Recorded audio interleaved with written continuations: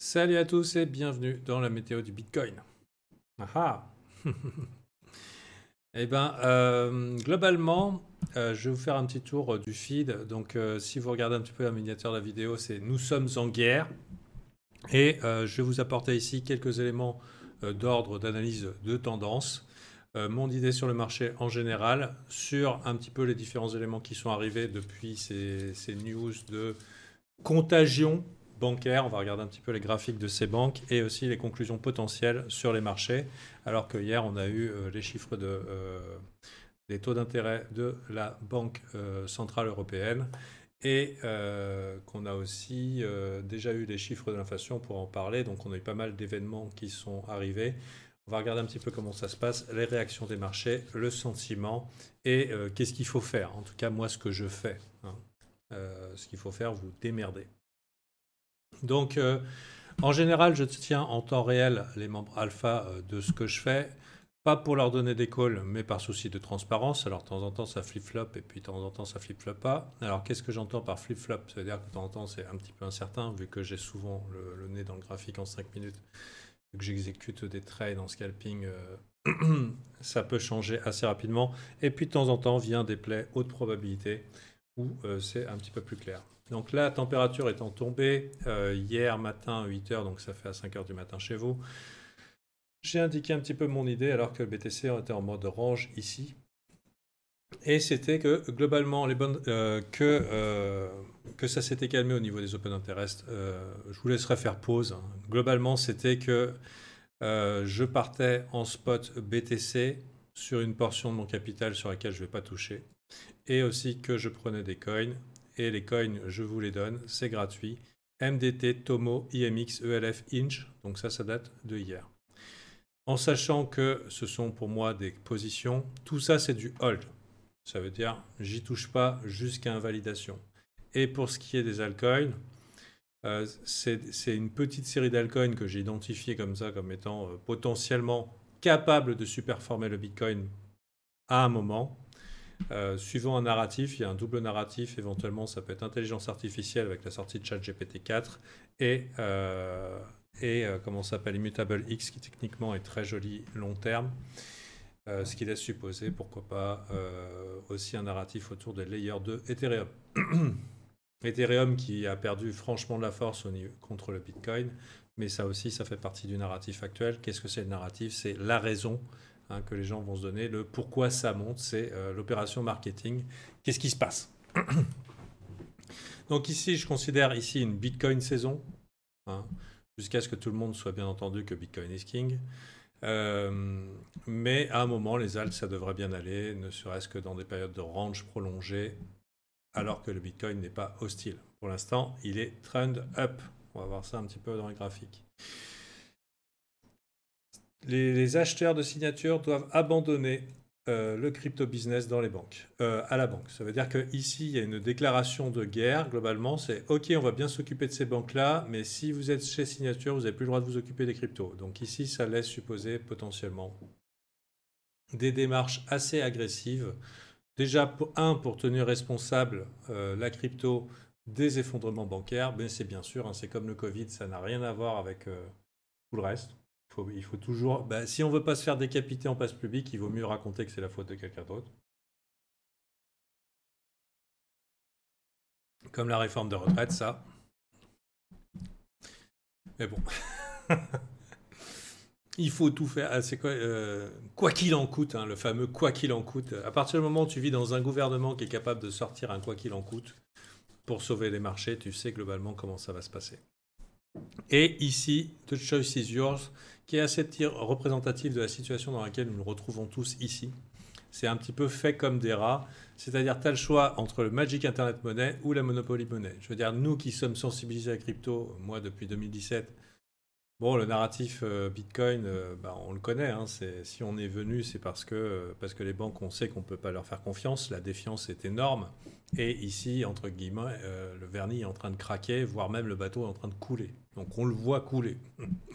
Mais c'est comme le Titanic. Hein. Ceux qui étaient en haut du Titanic, ils ne voient pas le. Ils disent mais putain, mais pourquoi on n'est pas sous l'eau si ça coule? Mais le bateau est bel et bien a priori en train de couler. Et nous, on est en première ligne à observer ça, tandis que le monde, bah, on lui dit que des extraterrestres sont en train d'envahir la planète. Hein, ça fait diversion. Littéralement. Littéralement. Il y a la news qui est sortie, j'imagine que ça doit occuper les esprits. Euh, Maintenant, voilà. Et du coup, on est du côté actuellement, par exemple, moi, avec la peur un peu que ça a généré ces événements, puisque on se dit merde, s'il y a un gros crash des marchés, ça veut dire à cause de la relative corrélation entre les indices boursiers et les actions. Tu te dis s'il y a un Black Swan, les cryptos, on a connu ça en mars 2020. C'était pas Jojo. Hein. On croyait que ça allait pas être corrélé, mais ça a été bien corrélé. Et secondo, si tu cash out en banque, bah, globalement, tu sais pas si tu vas pas te faire sortir ton compte parce que c'est la guerre. C'est la guerre contre la crypto-monnaie. Euh, et en plus de ça, tu vas mettre ça dans des banques qui sont en train, littéralement, d'être en train de brûler, quoi. Donc, donc c'est pas facile ici. Donc ceux qui sont un petit peu malins ont déjà eu cash out à une certaine époque. Ils ont de quoi souvenir leurs besoins un petit peu partout. Ils ont du cash aussi pour éviter un bank run. Alors je dis malin, tout va bien se passer, c'est sûr. Mais il existe une expression qui dit qu'il vaut mieux prévenir que guérir. Donc nous maintenant, moi en tant que trader professionnel dans les cryptos, surtout les cryptos, hein, j'ai un petit peu de sous aussi pour trade les futures avec Captain Lama sur des comptes futures. Mais mon capital est essentiellement en crypto et c'est les cryptos que je trade. Maintenant, j'ai pas trop envie d'être riche en USDT, mais bon, si c'est la seule consolation qui peut m'être donnée, bah ok, on va faire avec. J'ai pas trop envie d'aller courir en banque dans les situations actuelles. Et on a la possibilité d'avoir un narratif qui est fortement alimenté par les patrons de manège actuellement, hein, qui sont CZ et les patrons de Bitfinex et les whales qui sont éventuellement du marché, c'est Bitcoin Safe Haven. Donc la question c'est est-ce que le Bitcoin Safe Haven, est-ce que le Bitcoin Store of Value, enfin même je dirais Edge contre l'effondrement, tient la route. Donc pour l'instant le graphique dit oui, hein, même si techniquement on a rejeté ici, mais ici on voit que depuis ce matin, on est en train de manger les mèches. La clôture daily ici va être relativement significative. Je ne m'attends pas à ce que ça se passe en une seule fois. Comme je vous dis, je hold une grosse portion de mon capital en spot, mais pas toute ma portion. Et de ce que je vois, c'est que les gens ont peur, ils ont du mal à acheter, et pourtant ils sont boules. Et du coup, comment faire? Donc il y a un gars qui est venu me voir, il me dit ouais Fanta, j'ose pas, machin et tout, parce que la tremblote. Ben justement, j'allais dire le job en ce moment il est facile, globalement c'est de tenir ses positions.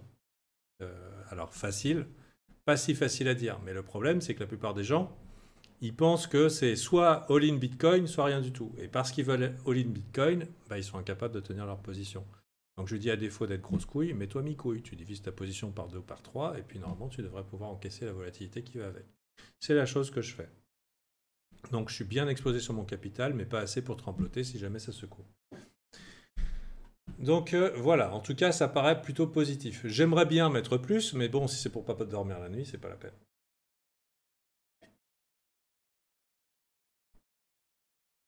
En plus de ça, il faut aussi un petit peu d'USDT, parce que si jamais on se tape un bull market, et oui, j'ai dit le mot, pourquoi c'est possible?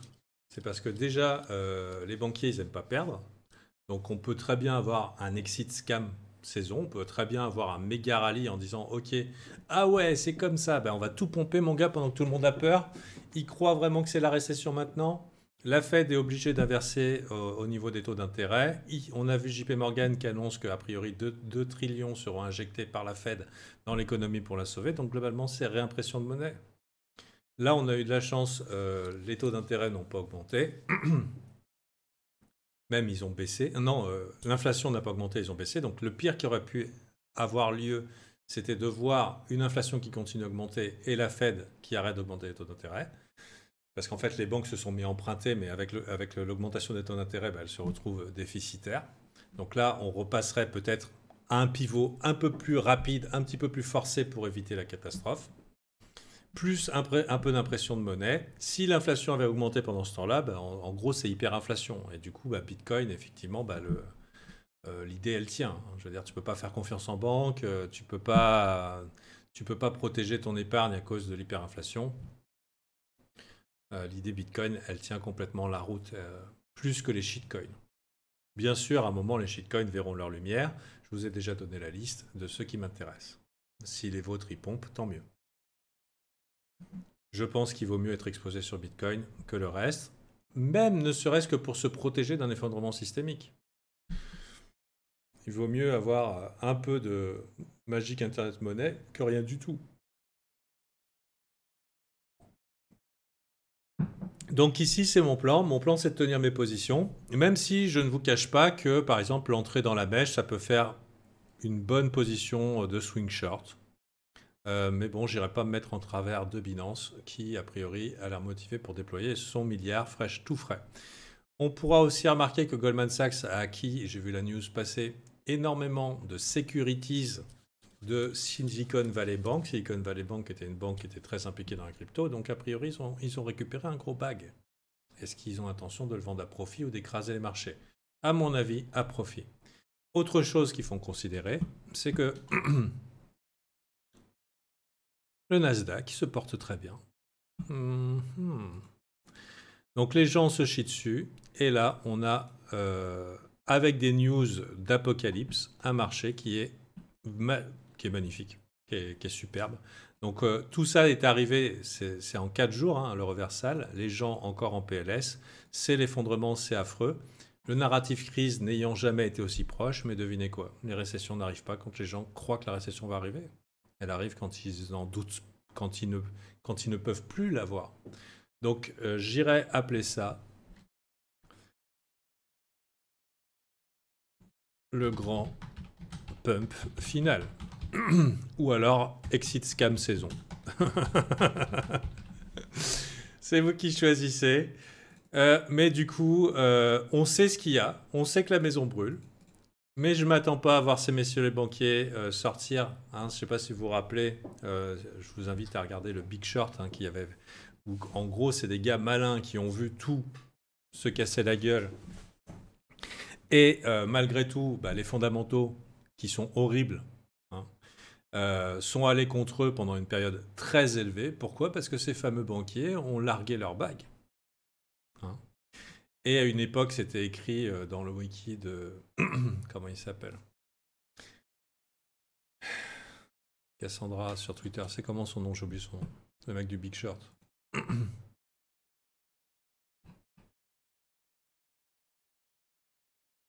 Ok, merci.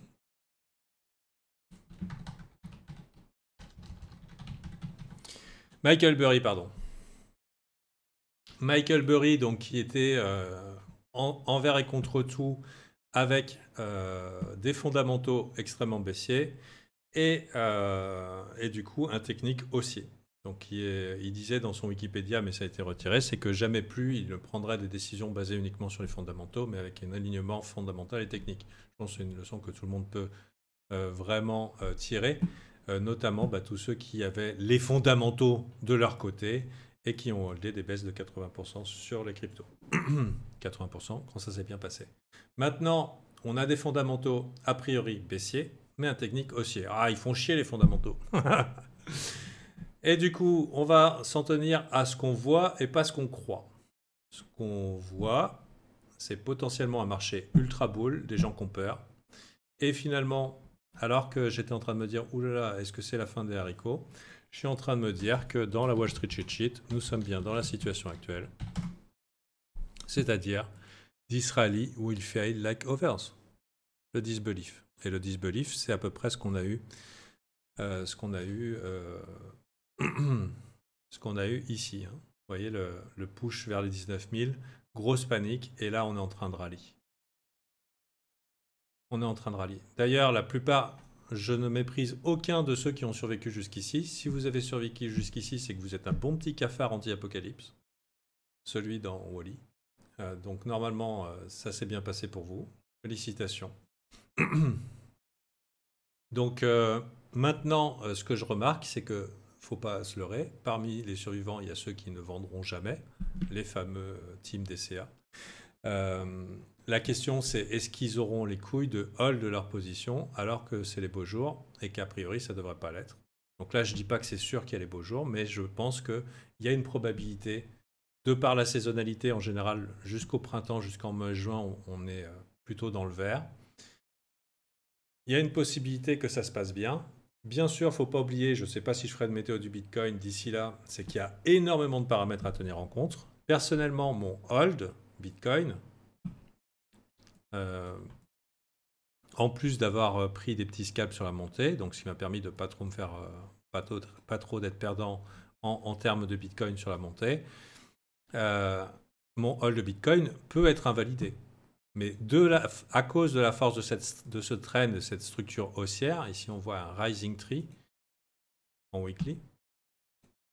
Ça veut dire 3 bougies rouges réavalées dans l'autre sens. Donc globalement, tous les vendeurs niqués. Selon la clôture weekly, on aura des formes d'invalidation.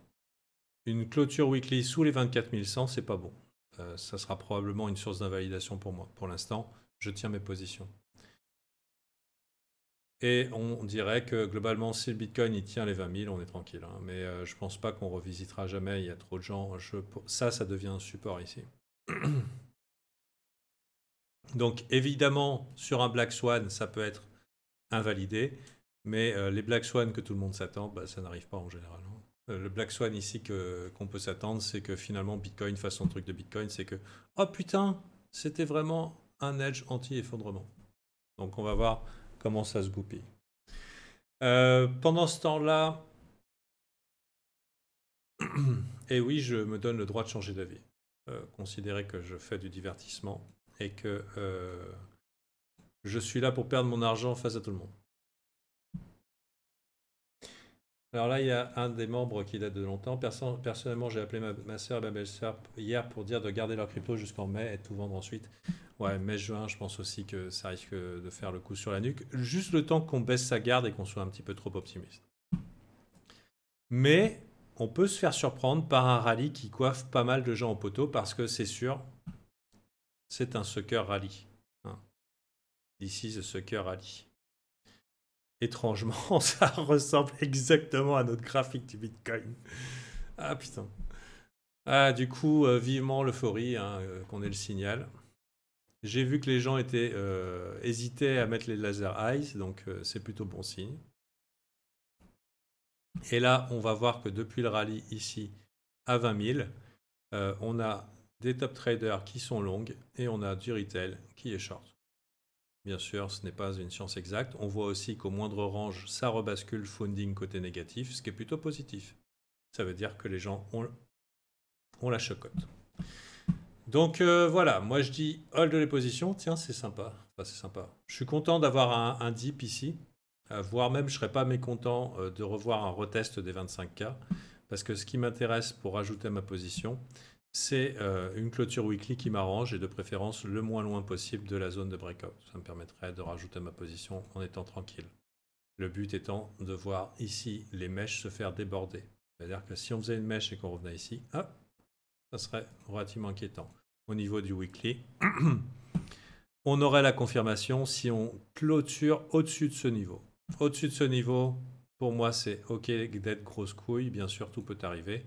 Mais pour l'instant, c'est mi-couille. Mi-couille, ça sert à quoi? Ça sert à dormir la nuit. Voilà, je pense que c'est offert. On a des indices haussiers. Autre chose, regardons le Crédit Suisse. Crédit Suisse, ça s'emballe, ça spécule à bord. D'ailleurs, vous savez, les traders dégénérés, c'est partout. Hein. Même chez les boomers, ça spécule à mort sur les défauts. Donc là, ça s'envole au niveau des défauts sur le Crédit Suisse. Donc c'est sûr, ça va aller vers le bas. Crédit Suisse, c'est pas nouveau que ça tombe. Hein. Que toutes les banques, elles tombent, ça ne veut pas dire forcément que les marchés vont s'effondrer. Ça peut durer des années. La Deutsche Bank, c'est pas nouveau que ça, c'est moche. Hein. Donc, ok, on a des news apocalyptiques tous les jours, mais si les marchés, à côté de ça, pendant que c'est l'apocalypse bancaire, Vous voyez, hein, depuis 2015, c'est pas Jojo, hein, la Deutsche Bank. Hein, si à côté de ça, on nous dessine des magnifiques patterns haussiers sur le Nasdaq, eh ben, let it ride. Hein. Grand pub final exit scam saison, oui, tout à fait. D'ailleurs, je n'exclus pas du tout un rallye comme ça. Parce que d'un point de vue du sentiment, ça ressemble un petit peu à décembre 2019. Septembre 2019. 2018. Non, 2019. Pardon. Septembre 2019, chaîne très respectable, grand angle, très respectable. À l'époque, c'était un petit peu un opposant Bitcoin. Mais il a tourné sa veste, disons, au bon moment. Il lui a fallu un cycle. Mais je pense que c'est comme beaucoup. Il faut plusieurs cycles pour se rendre compte de ce qui est en train de se passer. Donc ça se trouve, un jour, on aura des gars qui sont anti-Bitcoin repasser dedans. Je pense par exemple à le grenier de l'écho que j'aime beaucoup, qui est un gold bug. Un jour, peut-être on l'aura dans notre camp. Pas sûr, mais bon. En tout cas, Grand Angle, il a fait le switch. Et maintenant, ils ont des vidéos extrêmement qualitatives, d'un point de vue des fondamentaux, mais pas seulement. Donc, mais par exemple, c'était vraiment... ici, c'était l'annonce du crash, mais ça faisait sens. Les fondamentaux, qu'est-ce qu'ils disent? Les fondamentaux, ils disent, ah, tout doit crasher. Et en fait, qu'est-ce qui se passe? Exit scam. Et quand tout le monde est confiant, ah ouais, alors elle était où la crise? Et blah, hein, sans prévenir. Bah, c'est un peu à ça que je pense. C'est qu'il y a tout qui dit que le bateau coule, mais ces banquiers, et notre président hein, fait partie du cartel, entre guillemets, quoi qu'il en coûte, sauveront leurs copains. Et si ça implique de pas... Parce que là, l'autre jour, hier, j'ai vu passer des trucs au niveau des banques. Parce que les banques US, ils sont pas à perte si c'est pas vendu. Donc, ils ont des pertes non réalisées à hauteur de milliards et de milliards. Pas vendu, pas perdu. Hein. Il n'y a pas que le public qui fait ça. Ils vendent leurs bagues et merci. Hein. Je vous rappelle, il y a... Dans le Big Short, c'était ça. C'est clairement, ils ont pompé pour vendre leurs bagues avant la cata. Ils peuvent faire pareil. Ils peuvent casser la machine. Donc actuellement, et après on verra. Aussi, il va falloir nous les fourguer, leur crypto-euro, leur crypto-dollar. Si la crypto est dans le chemin, ça peut ne pas les arranger. Mais bon, ça, autant vous dire que c'est bullish. Nasdaq est très bull. Donc si on a un Nasdaq très bull avec une corrélation BTC et un graphique qui est bull et des gens qui ont peur d'acheter, bah je dirais quoi? Bah je dirais c'est bull moi, non?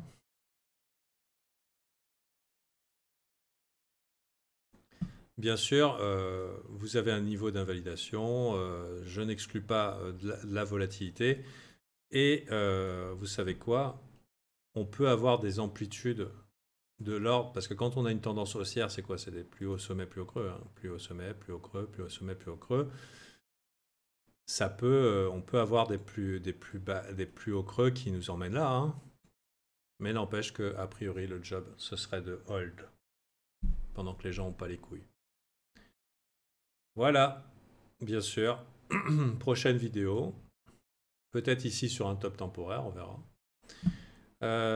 J'espère que vous avez trouvé de la value. Si vous voulez venir dans le groupe et développer vos compétences en trading, dans la création d'un trading plan, portez vos couilles, exécutez vos idées de trade sans flancher, bah, ça peut être un bon endroit.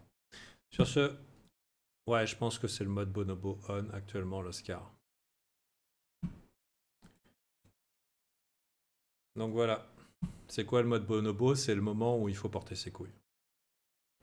Bien sûr, plus votre entrée est bonne, hein, si ton entrée elle est là, t'es vachement plus confort que d'acheter là. Mais c'est pas parce que ça monte que c'est bearish. C'est pas parce que vous n'avez pas acheté le bottom exact que c'est bearish. C'est juste que vous avez une entrée plus confortable pour éventuellement encaisser les turbulences. Bon, sur ce, bonne journée à vous et à la prochaine. Je ne sais pas s'il y aura d'autres météos du Bitcoin. Ça me fatigue les météos du Bitcoin. Voilà. Je préférais un contenu un petit peu plus orienté.